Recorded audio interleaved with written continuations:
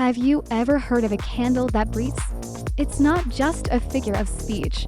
I'm talking about a real, living candle. I found it in a dusty old antique shop, tucked away on a forgotten shelf. The shopkeeper, a man with eyes that seemed to hold ancient secrets, simply said, "It chooses who it serves."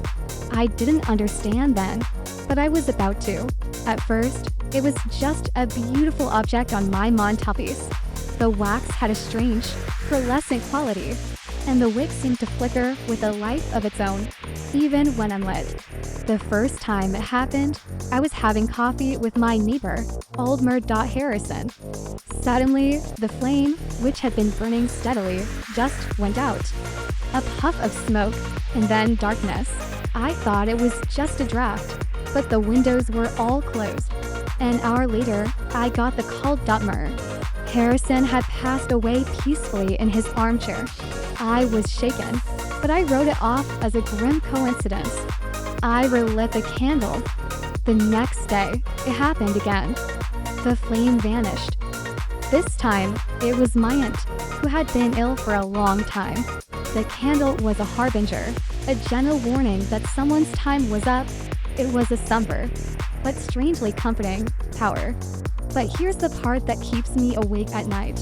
After each time it goes out, after a few moments of stillness, a tiny spark appears at the wick, and the flame reignites itself, burning just as brightly as before. This cycle continued.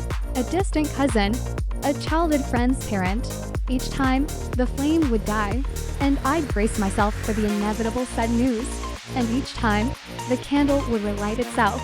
But last night, something changed. I was home alone, reading a book. The house was silent, and then I saw it. The flame faltered, sputtered, and died. My heart pounded in my chest. I waited for the phone to ring, for a text to appear, for some news from the outside world. But there was nothing, just silence. And then, in the darkness, I saw it. That familiar, tiny spark at the wick. The flame caught, and the room was filled with light once more. I've checked on everyone I know. They're all fine. The candle extinguished itself, and then it relit.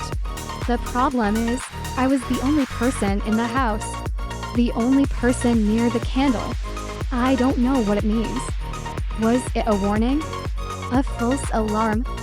Or is it telling me something I'm not ready to understand? All I know is, the candle is still burning, and I'm afraid to watch it go out again. Thanks for listening to my story.